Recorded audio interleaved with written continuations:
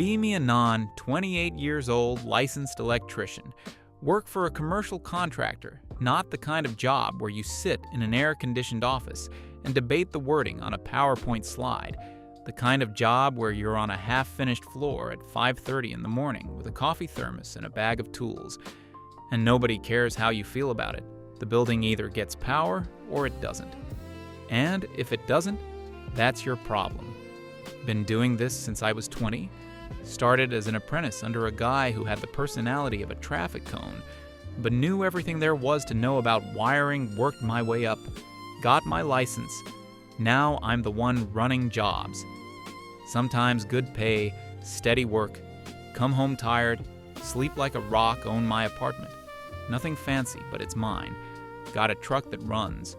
Got tools I've owned long enough to have opinions about the kind of life that isn't glamorous, but it works, and it's honest. Don't spend a lot of time thinking about what it means or how it looks. Just get up and do it. If you want to know the kind of person I am, here's the short version: I don't call in sick unless I actually can't physically get out of bed. And that's happened maybe twice in 8 years. I don't spend money I don't have. I'm not someone who needs to talk about his feelings at length. But I'm not someone who explodes either when something goes wrong at work. I slow down and think through it. Instead of reacting, that's not a personality choice.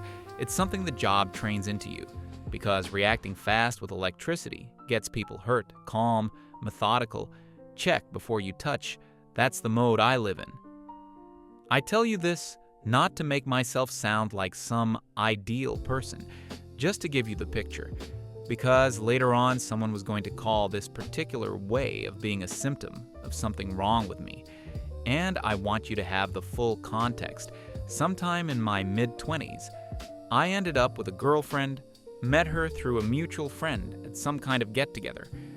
The kind where you're standing around with a drink and you don't really know half the people in the room. She was talking pretty confidently about something when I walked over. Seemed like she had things to say and wasn't waiting for permission to say them. Thought that was interesting. We ended up talking for a while, moved outside where it was quieter, talked for longer. She worked at some nonprofit, something to do with advocacy and outreach. She was pretty vague about the details when I asked, but she clearly cared about it a lot. She found out I was an electrician and said she respected tradespeople, that it was an undervalued form of labor. I said, yeah, it is, thanks, and we laughed about something, and that was sort of how it started. We saw each other a few times over the following weeks, casual at first, coffee, a walk, one dinner.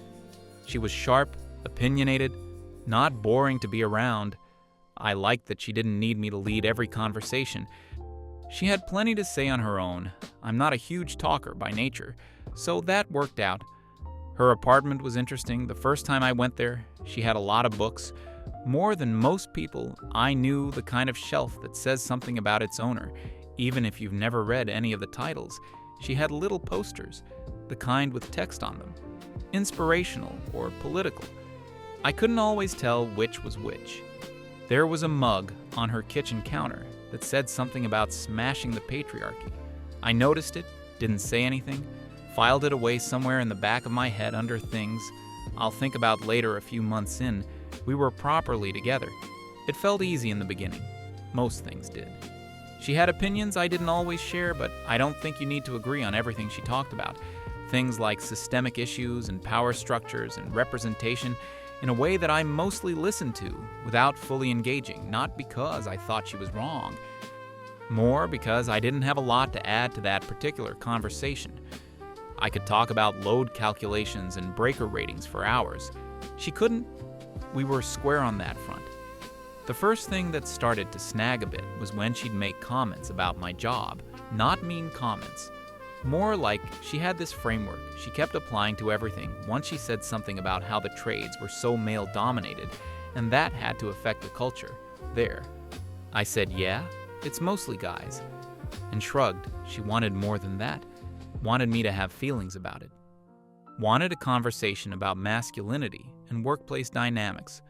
I said the main dynamic I experienced was that you needed to know what you were doing or you'd get yelled at. And that applied to everyone equally. She didn't love that answer. It wasn't a fight, but there was a specific look she got when I didn't engage with the framework. The way she hoped, I saw that look more and more over time. A few months after we started seeing each other, her lease was up, my place was bigger, and we were spending most nights together anyway.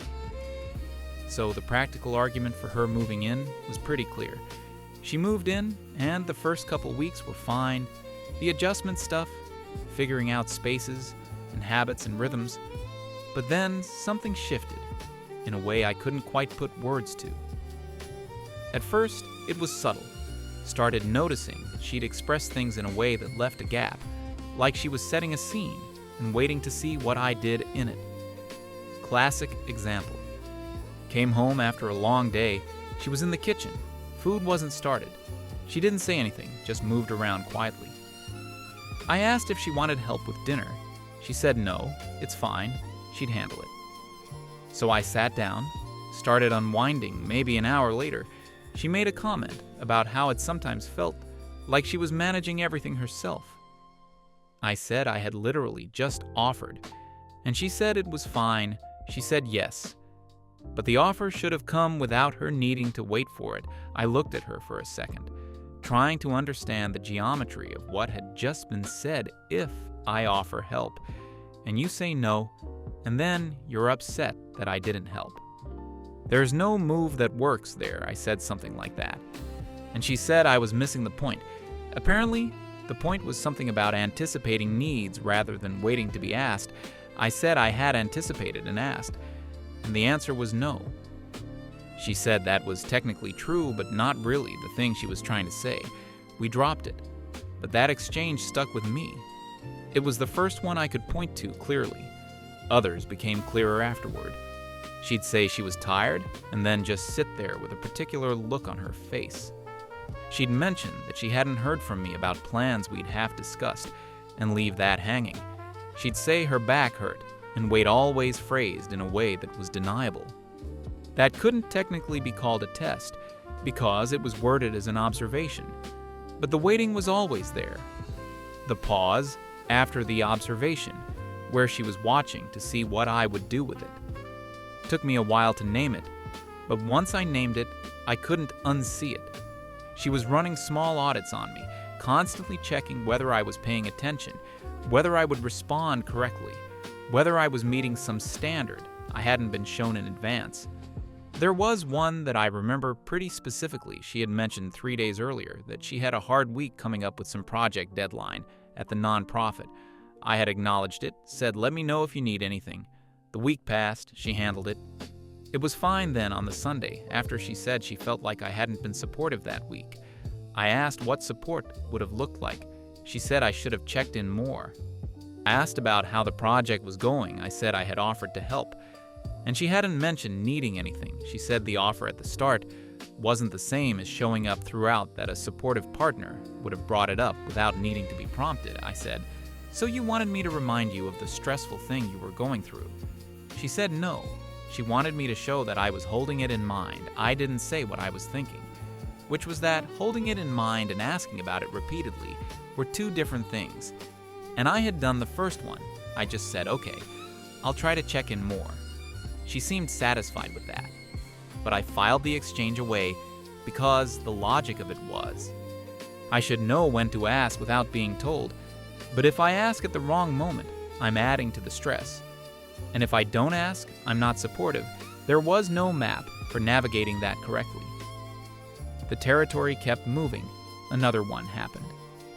A few weeks later, we were supposed to go to a thing at her friend's place, a birthday thing. Casual. I had been on a job that ran long that day. Got home with about 40 minutes before we needed to leave.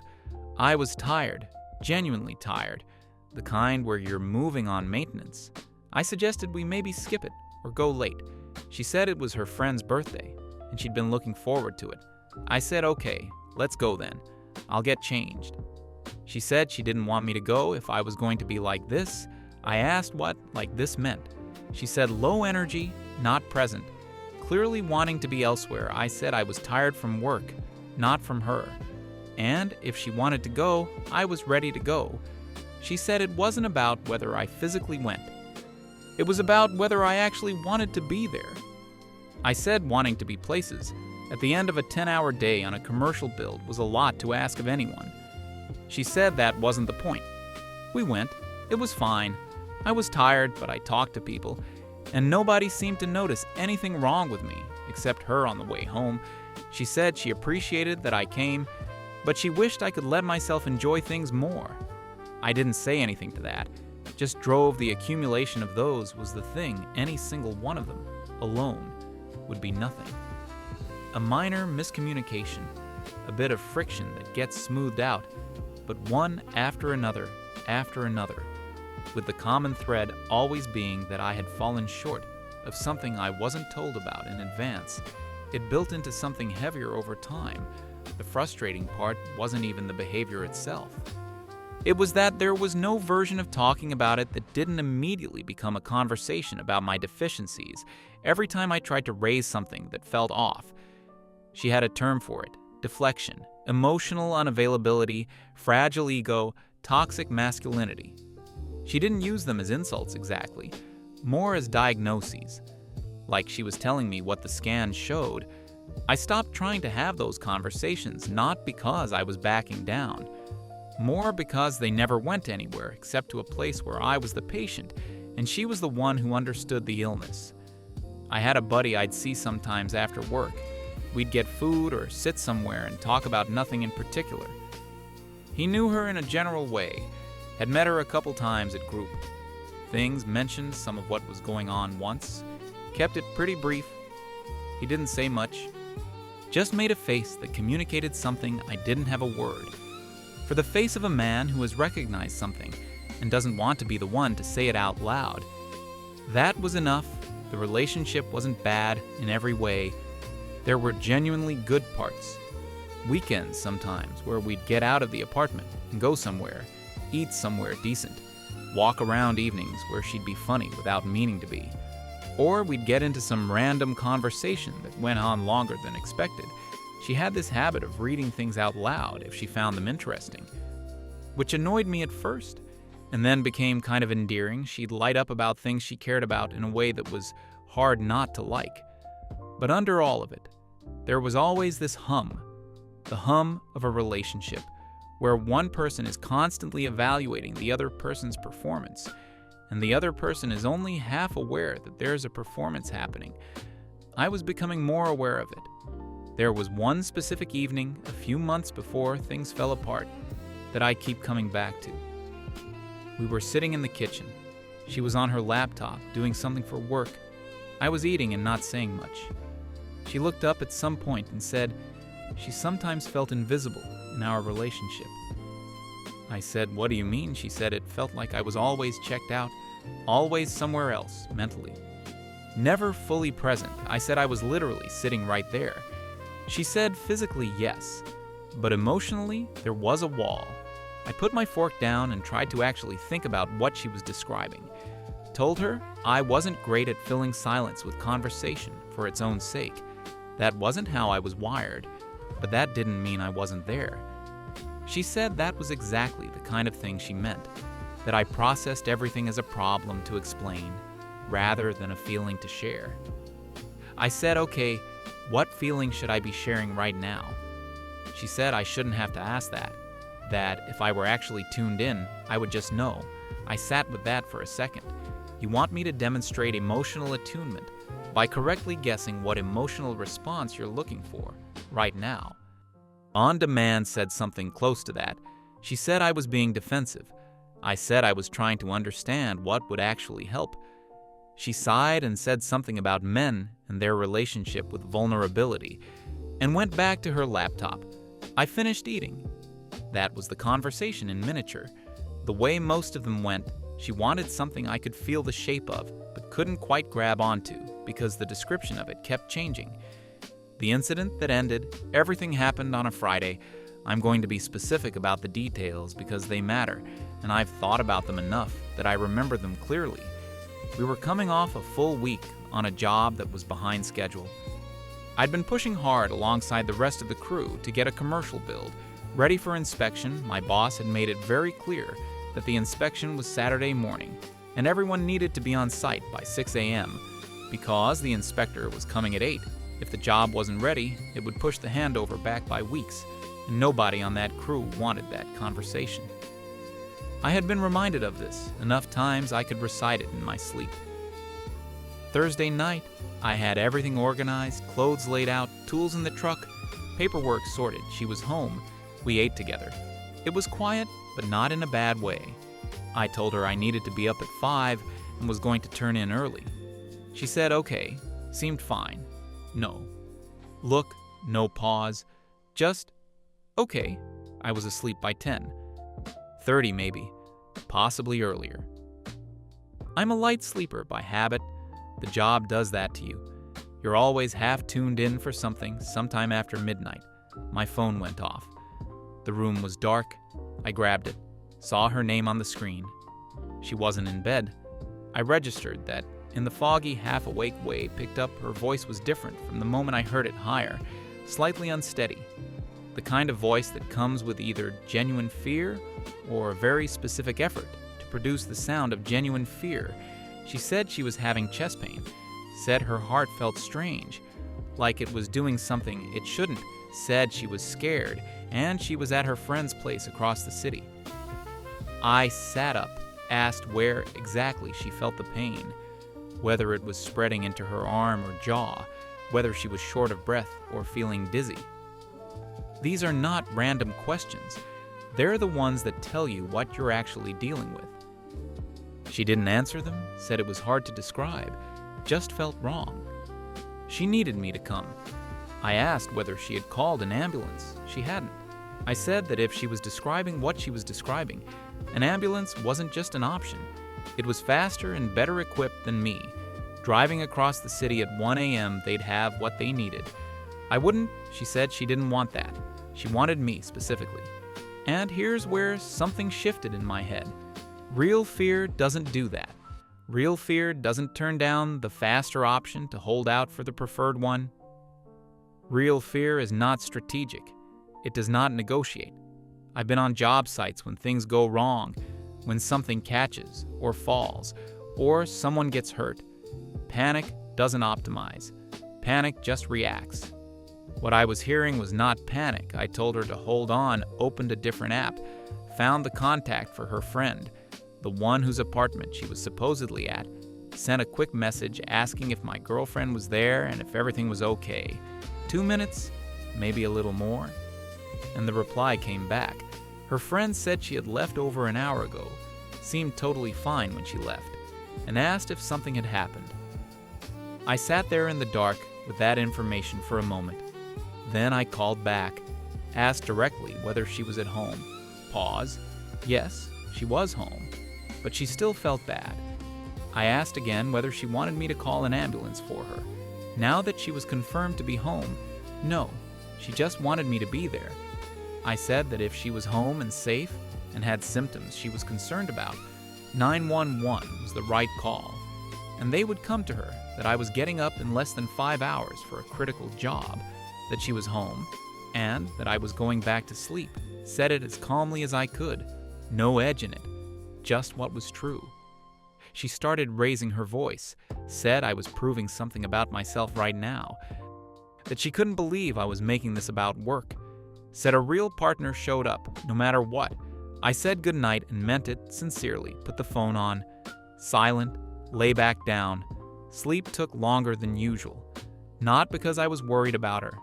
I was pretty clear in my head about what had happened more, because something that had been half visible for months had just come fully into focus. There is a thing that happens when you finally identify a fault you've been chasing for a long time. The relief and the weight of it arrive together.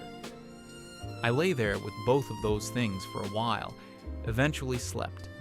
Alarm at 5, got up, coffee, truck, out the door before 5:30 checked messages before pulling out of the parking lot. 17 missed calls between her number and 2 others I didn't recognize, and one that turned out to be a friend of hers I'd met twice, a string of texts from her that I read in the dim light under the site security lamp, the general shape of it. was that I had chosen my job over her safety, that she had reached out in a moment of genuine fear and I had hung up on her, that this was exactly the kind of behavior she had been afraid of for a while, that she now had her answer about what I actually prioritized. One of the messages had a sentence about how men always fall back on practicality when they don't want to confront their emotional limitations. I put the phone in my jacket and went to work. The inspection ran all morning and into the early afternoon panels, circuits, documentation, the inspector going through everything methodically, asking specific questions that needed specific answers, the kind of work that demands all of your actual attention. I was present for all of it. The crew was solid, everything checked out. Got back to the apartment late afternoon. She was there, had the look I mentioned, the expectant one, the one that communicated she was ready to receive an apology. I sat down in the chair across from her and didn't give one before I said anything. I thought about the best way to lay it out. Not because I was planning a speech, just because I'd had an 8-hour inspection to think it through and I was clear on the sequence. Told her I knew she was home when she called, because her friend had confirmed it, and I could show her the messages if she wanted to look at them. The expression shifted. She said her friend didn't have the full picture. I walked through it methodically. She had described specific cardiac symptoms. She had refused to call emergency services. She had deflected every question about where exactly the pain was and whether it was spreading anywhere. And the moment I suggested going back to sleep, the tone escalated significantly. None of that sequence matches a real medical emergency. She moved off the topic of the symptoms pretty fast, switched to saying that the point wasn't the specific details. The point was that she had reached out, and I hadn't come that love required showing up, even when you had doubts. That trust was not about verification, it was about choosing to show up. I said that responding to a false alarm as if it were real wasn't love, it was conditioning. She asked what that was supposed to mean. I said that when someone creates a situation specifically to see how you respond, and then uses your response as evidence of your character, that isn't a relationship moment. That's an experiment. She said I was being uncharitable. I said I was being accurate, which was different. We went in circles for a while, the way these conversations go when neither person will accept the other's starting point. She kept bringing it back to the emotional dimension, what support looks like, what love demands, what a partner owes. I kept bringing it back to what actually happened. It's hard to have that argument productively when one person treats the facts as beside the point. Eventually, we both got tired and stopped. That night was the kind of quiet that has actual weight to it. She faced away with the deliberate stillness that is its own kind of statement. I lay there for a while, then slept. The next couple of days were slow and uncomfortable. She was civil but detached, answering when spoken to but not initiating. Found out a few days later that she had posted about what happened, not with my name or anything identifying, but with enough specific detail that anyone who knew us would recognize the situation immediately. The framing was clean scared woman. Unresponsive partner, alone in the middle of the night, he chose his schedule over her. The comments under it were thorough and unsurprising. You deserve better. That's not a partner, that's a roommate. Men like this are why women can't trust. This is what male toxicity looks like in practice. One fairly long comment about how men use practicality as a shield against emotional accountability. How choosing logic over presence was a symptom of something deeper that he probably wasn't even aware of. I read the whole thing standing in the kitchen, still in my work clothes. Didn't leave a comment, didn't reach out to anyone to give them a different version of the story. Closed the app and made food. I thought about it while I ate, not with anger, more with a kind of tired clarity. There's a version of this story where I'm the villain that writes itself very easily. Girlfriend scared, boyfriend doesn't come. The end it requires leaving out.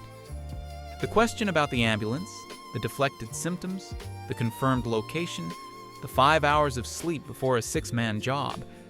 But those parts are inconvenient for the narrative, so they just don't appear. And now, a couple hundred people who don't know me have a very clean picture of who I am. I understood why she did it.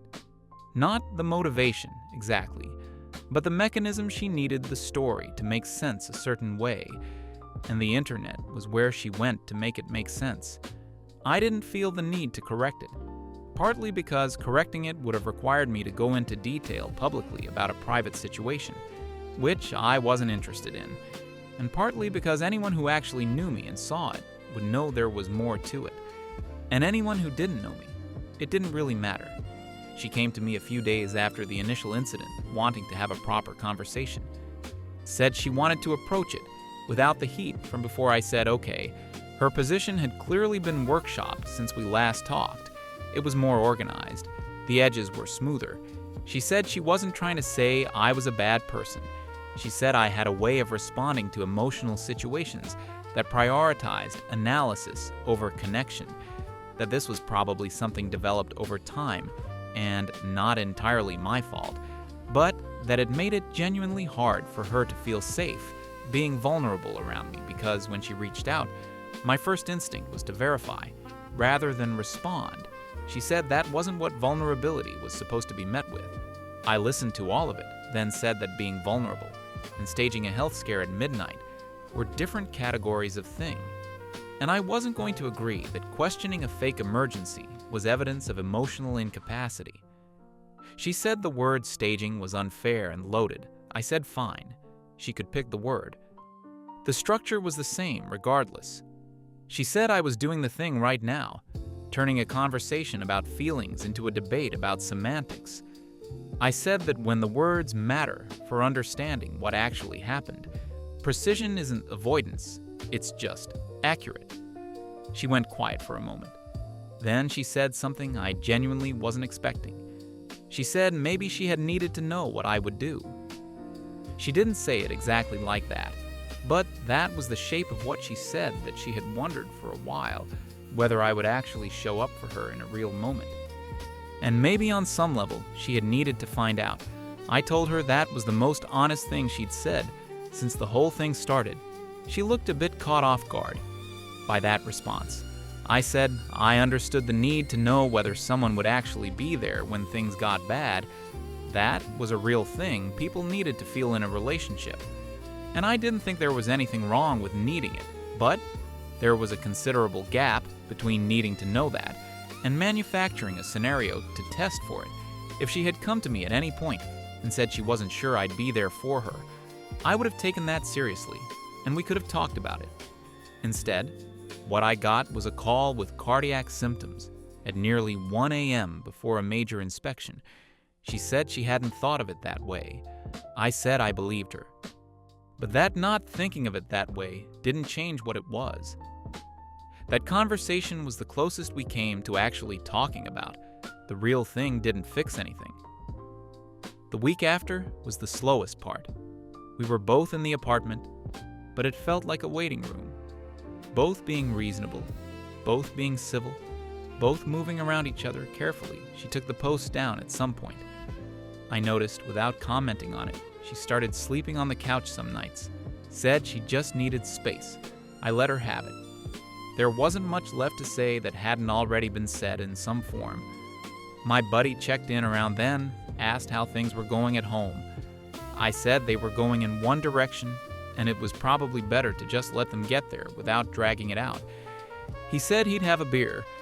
Waiting, the ending happened on a quiet evening about a week and a half after everything blew up. She started it. Which surprised me, said she had been doing a lot of thinking and didn't believe we were working anymore. Said she cared about me and didn't think I was a bad person, but that we seemed to want fundamentally different things from a relationship. She wanted something that felt like partnership and instinct and ease, and she felt like what I offered was competence and reliability, but not the emotional presence she needed. I said I thought she was probably right, that we wanted different things. She seemed slightly thrown by that, like she had been prepared to argue for the conclusion and didn't need to. We moved into the practical conversation. From there, The lease was mine, so she needed to find somewhere we went through what was whose, what needed to happen, and in what order she'd be staying with a friend while she sorted her next place. It was all pretty civil, more civil than most of what had come before, which felt like its own small irony. I let her take her time with the move. Stayed elsewhere for a stretch while she organized, came back once she'd cleared out. The last time I saw her was the brief handoff of some things she'd left behind, not hostile, not warm, just two people completing a transaction she left. And that was it. The apartment was quiet that evening in a specific way.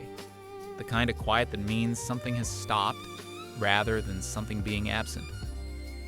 My buddy followed through on the beer.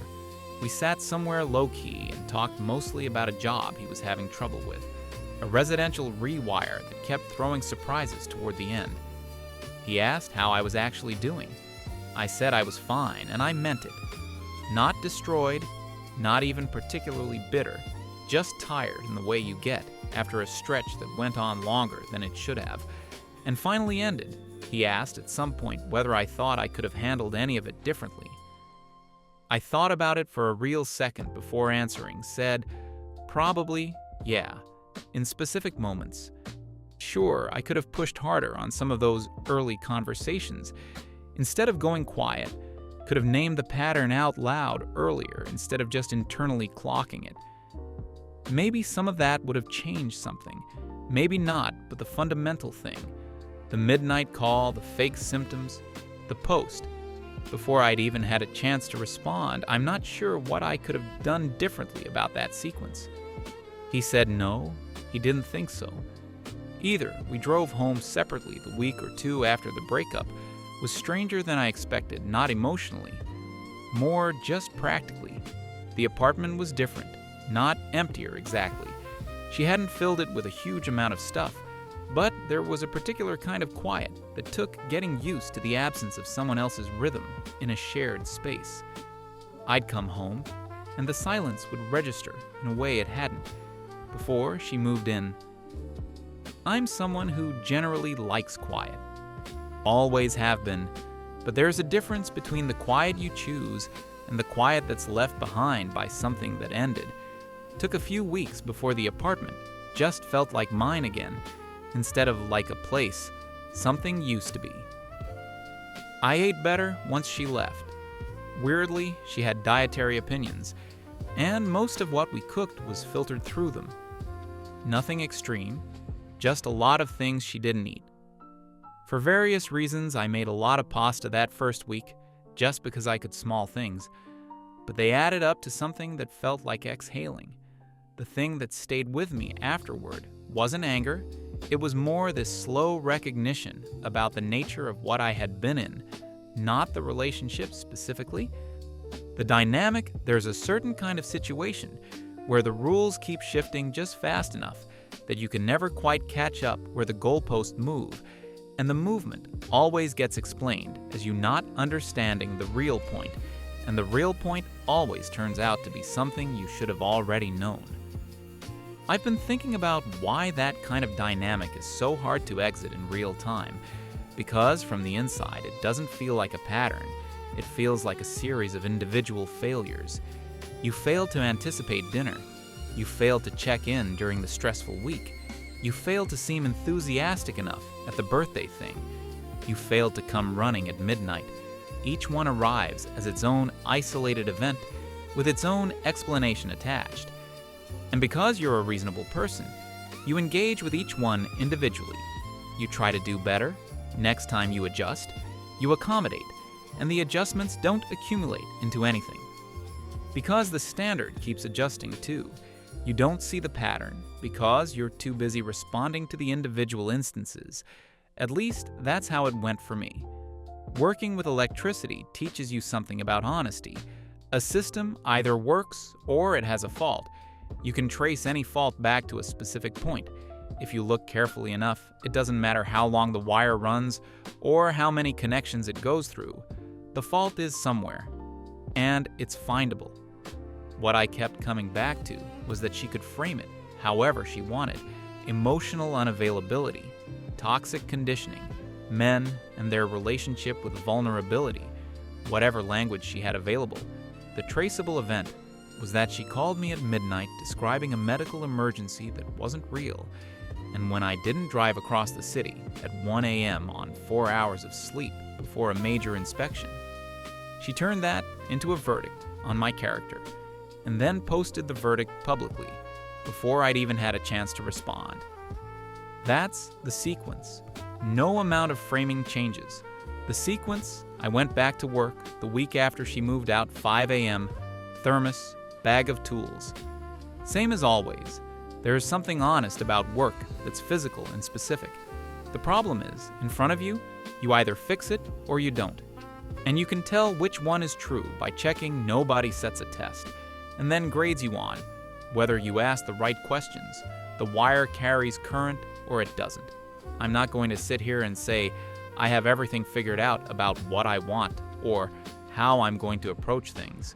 Going forward, probably some of what she said about me was right. I'm not the most expressive person, never have been. I've known that about myself for a long time. I don't fill silence automatically. I don't narrate my internal state unless asked.